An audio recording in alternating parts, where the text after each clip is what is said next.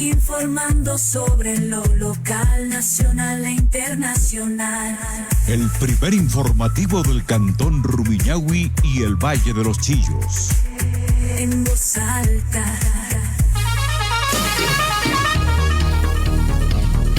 Son las 7 de la mañana con 40 minutos. A esta hora de la mañana les saludamos cordialmente a través de la plataforma Zoom a Roger Celi.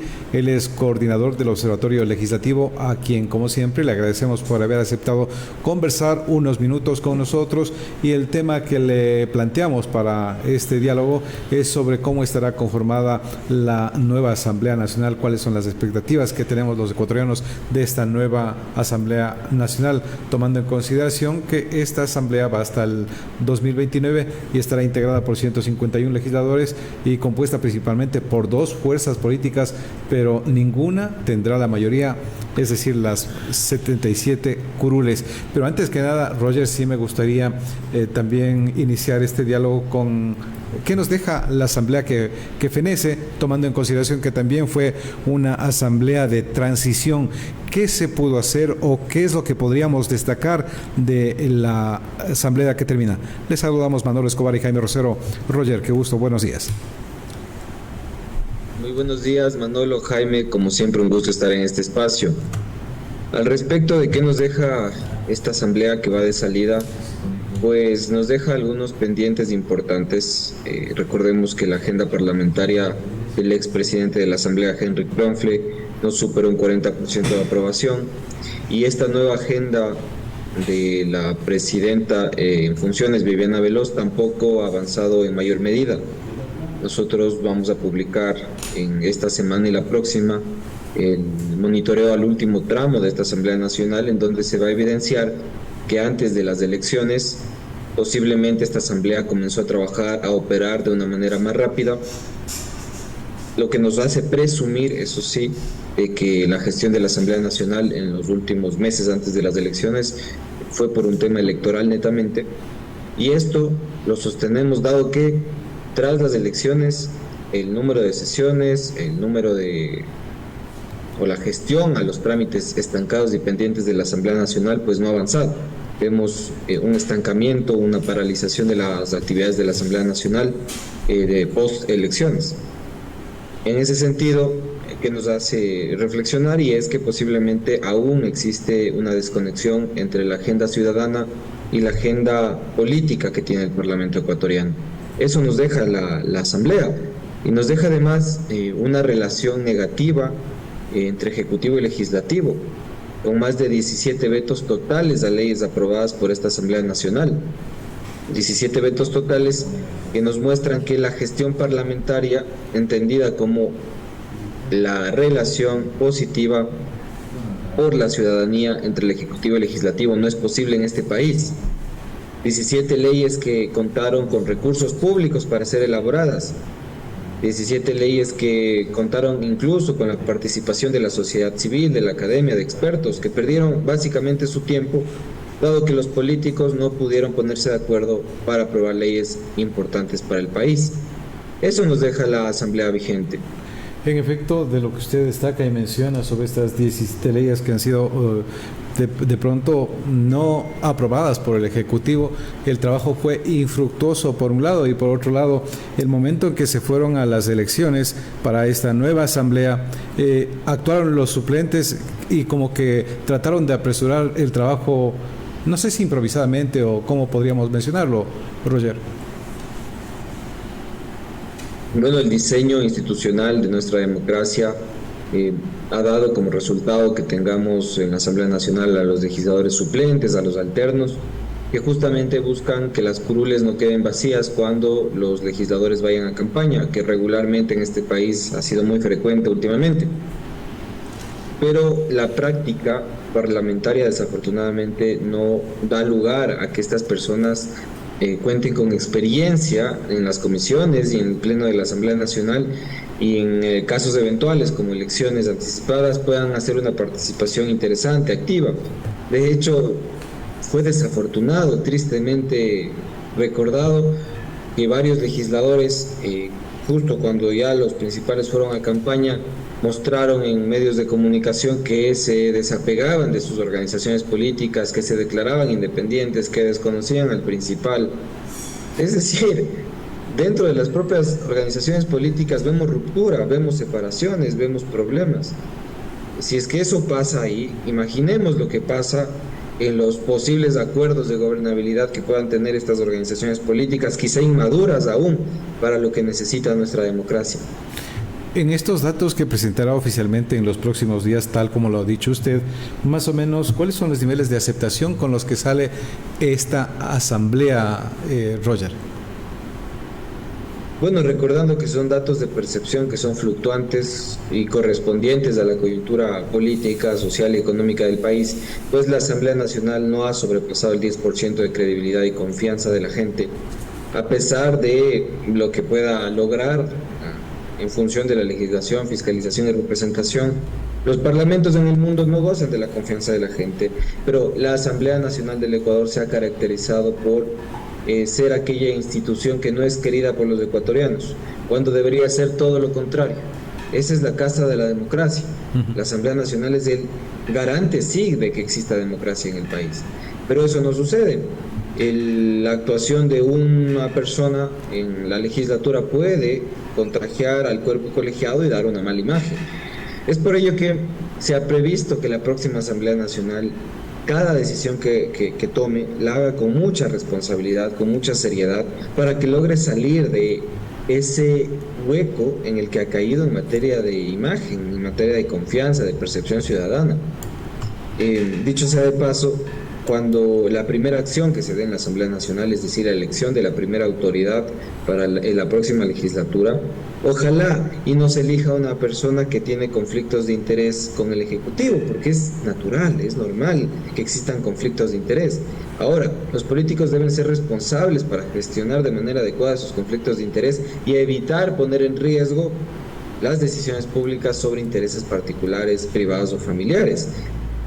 Es una realidad que podría darse y que podría golpear a mediano, no sé si a corto, pero al menos a mediano y largo plazo a la institucionalidad de la Asamblea Nacional. En todo caso, creo que vamos a ir hacia posibles cambios, y con esto cierro esta parte inicial, a posibles cambios institucionales en el país. ¿Qué pasa si es que realmente se logra consolidar una oposición de 77 votos en la Asamblea Nacional, este nuevo gobierno, o al gobierno que continúa de Daniel Noboa, y que esta oposición no logre dar los votos suficientes para las leyes que necesita el gobierno? Nos veremos enfrentados a un nuevo escenario de bloqueo posiblemente y de posible disolución nuevamente de la legislatura, acompañada de una posible constituyente. Es decir, volveremos a estar en elecciones, a estar en campaña, a estar en promesas. ¿Y cuándo nos vamos a poner a trabajar en las realidades concretas y en los problemas que tiene el país? Es un tema, insisto, que tiene que ver con responsabilidad política. ¿Cuándo los políticos van a ser responsables y no tenernos en esta inestabilidad institucional, política y económica? O sea, creo que da para pensar mucho y reflexionar como ciudadanos. Señor Celi, buenos días. Manolo Escobar le saluda. Me puse a pensar en su dato que acaba de consultarle mi compañero. No llega a la Asamblea al 10% de credibilidad. Esto quiere decir que el 90% no le cree. Es decir, que el 90% de la ciudadanía está descontenta con su trabajo, la ciudadanía no confía en las decisiones de la Asamblea Nacional, la ciudadanía no apoya esas decisiones, no las respalda, y en ese sentido le ha pasado factura a esta legislatura, y de hecho ese es un indicador que es un poco más alto de lo que vivimos en la Asamblea Nacional de Guadalupe Llori, por ejemplo, la cual tenía un 3% de credibilidad. A veces decían ciertas encuestadoras que incluso en ciertos lugares del país la percepción es negativa, es decir, es menos cero, es decir, que queda debiendo la legislatura. Datos escandalosos, por supuesto, que esto solo es percepción, pero es muy importante. Pero también hablemos de gestión. ¿Cuándo se evalúa de forma responsable el impacto de la legislación que tiene la Asamblea Nacional a la economía, al desarrollo económico, por ejemplo? ¿Cuándo se evalúa qué impacto tiene la inestabilidad política que se genera por procesos de enjuiciamiento político que son poco responsables o serios y que no tienen que ver con su fin, es decir, garantizar una política pública adecuada para la gente? Lo que quiero decir es que, más allá de los números, número de leyes aprobadas, número de procesos de fiscalización, percepción ciudadana, que son números altos y bajos a veces, lo que se debe evaluar en este país es calidad, es impacto. Finalmente, ¿qué impacto tienen esas decisiones políticas? Finalmente, como ustedes conocen, muchas leyes de seguridad se han aprobado en la Asamblea Nacional, más de 7. Muchas leyes de empleo y emprendimiento se han aprobado, más de 10. Y yo les digo, ¿cuánto empleo hay en el país? ¿Cómo están esos indicadores? ¿Cuánta seguridad tenemos en el país? Y no solo la seguridad ciudadana, sino la seguridad jurídica, por ejemplo. ¿Cuánta inversión extranjera recibe el país, además de las remesas?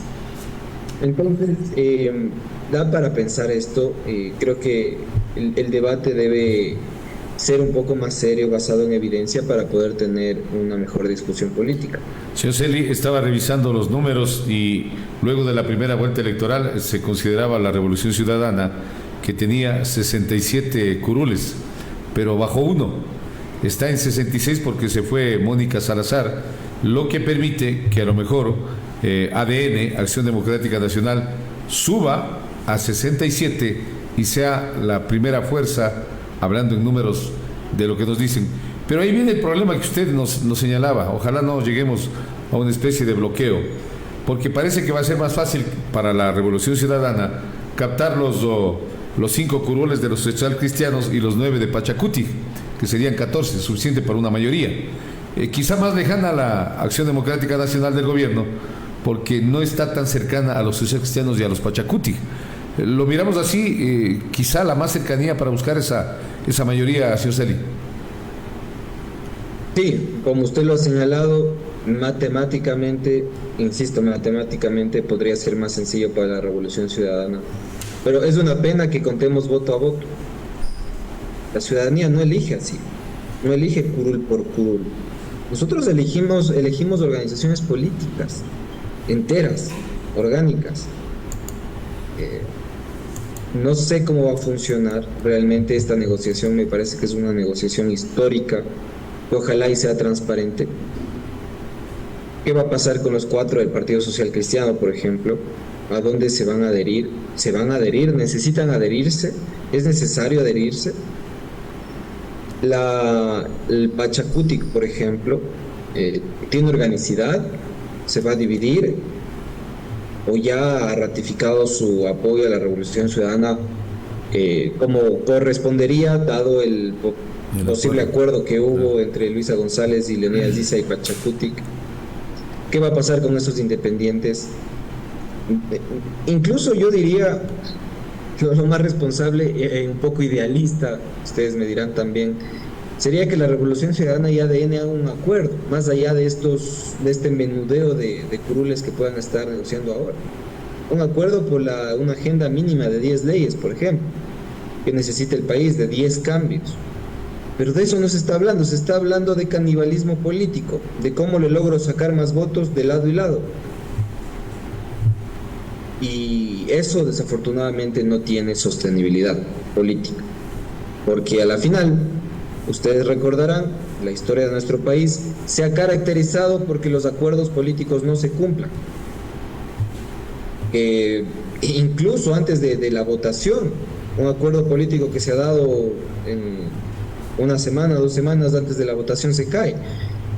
Recordemos, por ejemplo, la moción para elegir al expresidente de la Asamblea, Henry Kronfle, en su primer intento, que no tuvo los votos, cuando ya los votos estaban acordados.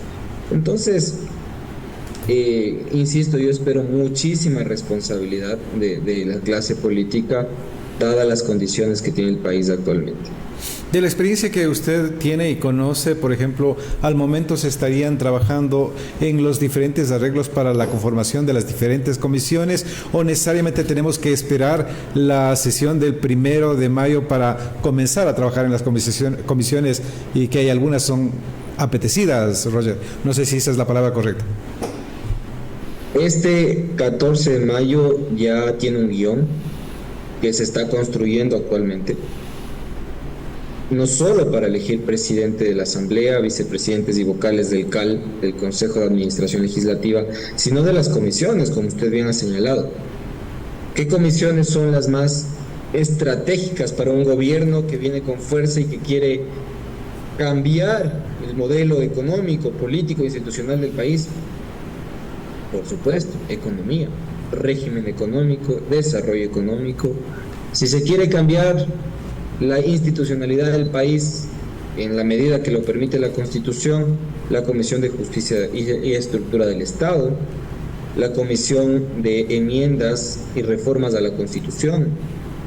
Y si se quiere abordar y tener garantía de que el sistema político que implemente, de que el sistema de gobierno que implemente Daniel Noboa, la Comisión de Fiscalización va a ser clave nuevamente.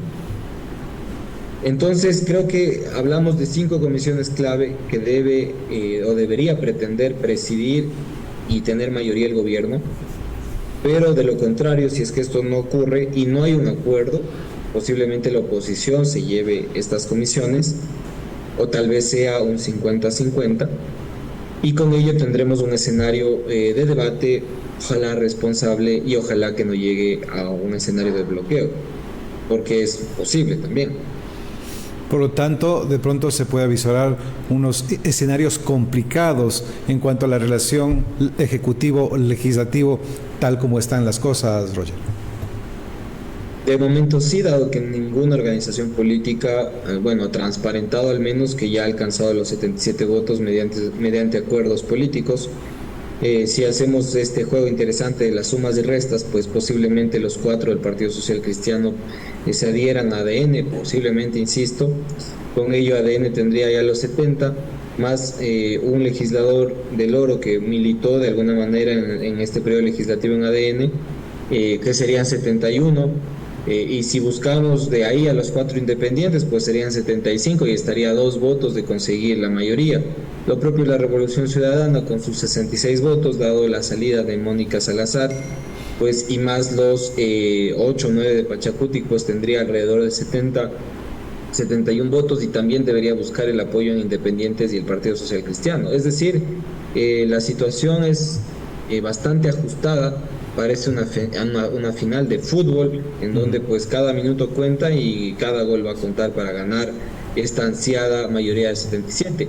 Puede ser que algún golpe de efecto que pueda dar el gobierno nacional, dado que tiene ahora los medios políticos para lograr generar, digamos, un cambio en el timón político de este país, un golpe de efecto que pueda incluso lograr una mayoría de más de 80-90 votos. Depende mucho de incluso el talento político que pueda tener ADN para lograr sumar apoyo, porque esto se trata de sumar apoyo. No pensemos que únicamente se trata de tener uno o más curules. Esto es apoyo, es respaldo político, es respaldo a la propuesta, es respaldo a las ideas.